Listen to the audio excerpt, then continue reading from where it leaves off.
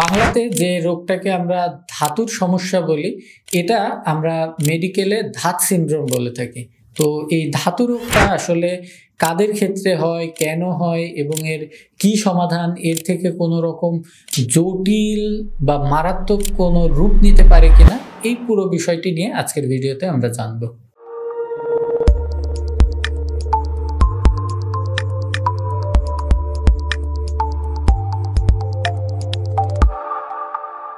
অনেক সময় দেখা যায় লিঙ্গ অতিরিক্ত উত্তেজনার কারণে এর মাথা দিয়ে সামান্য সাদা বা পানি কালারের পিচ্ছিল পদার্থ আসে। তো এটা যদি উত্তেজনার কারণে আসে বা কোনো রকম কারো সঙ্গে ফোনে খারাপ কথা বলার কারণে আসে, এই জাতীয় উত্তেজনার সময় এই পানিটা আসা কিন্তু খুবই স্বাভাবিক।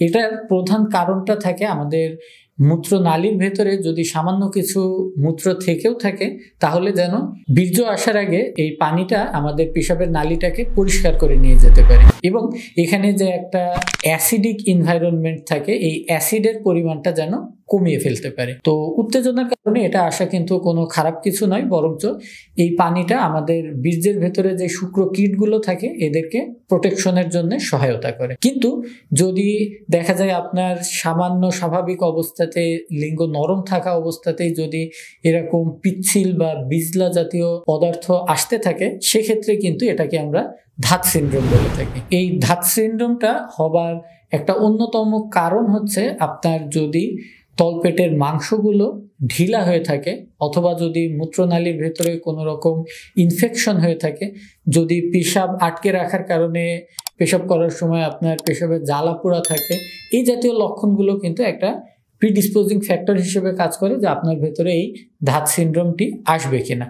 এবং দেখা যায় যে যদি সঠিক কারণ নির্ধারণ করে ইনফেকশনের চিকিৎসা বা তলপেটের মাংসের সমস্যা হলে সে মাংসের এক্সারসাইজ, কিগেল এক্সারসাইজের মাধ্যমে যদি মাংসগুলোকে আবার টাইট করে আনা হয়, সেক্ষেত্রে কিন্তু এই রোগটা পুরোপুরি রূপে সমাধান হয়ে যায়। যদি আপনার ক্ষেত্রে এগুলোর চিকিৎসা নেওয়ার পরও সমাধান না হয়, সেক্ষেত্রে কিন্তু কিছু পরীক্ষা নিরীক্ষার মাধ্যমে আপনাকে নিশ্চিত হতে হবে যে এর ভেতরে আর কোনো জটিল সমস্যা আছে কিনা। আপনি আল্ট্রাসোনোগ্রাফি পরীক্ষার মাধ্যমে আপনার তলপেটের যে গ্রন্থিগুলো আছে, প্রোস্টেট, এগুলোকে ঠিক করে দেখে নিতে পারেন ডাক্তারের পরামর্শ অনুযায়ী, এবং পেশাব পরীক্ষার মাধ্যমে নিশ্চিত হয়ে নিতে পারেন এর ভেতরে কোনো ইনফেকশনের লক্ষণ দেখা দিচ্ছে কিনা। তো এটা নিয়ে আসলে খুব বেশি ঘাবড়াবার বা ভয় পাবার কোনো কারণ নেই।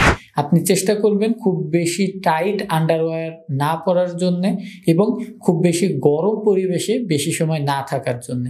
বিশেষ করে বাসের ইঞ্জিনের উপরে বসে যদি আপনি দীর্ঘ সময় যাতায়াত করেন, সেক্ষেত্রে কিন্তু এই হিটগুলো আপনার ক্ষতি সাধন করতে পারে, এমনকি আপনার অন্ডকোষের ভেতরে যে শুক্রকীট তৈরির ক্ষমতা, এই ক্ষমতাও কিন্তু কমিয়ে নিয়ে আসতে পারে। তো এই জাতীয় সমস্যাগুলো যদি আপনি অ্যাভয়েড করতে পারেন এবং চা, কফি, এই জাতীয় খাবারগুলো যদি বিকাল সন্ধ্যার পরে কম খেতে পারেন এবং একটা প্রপার ঘুম যদি নিশ্চিত করতে পারেন, সেক্ষেত্রে কিন্তু এই সমস্যাগুলো আস্তে আস্তে আপনার নিয়ন্ত্রণে চলে আসবে।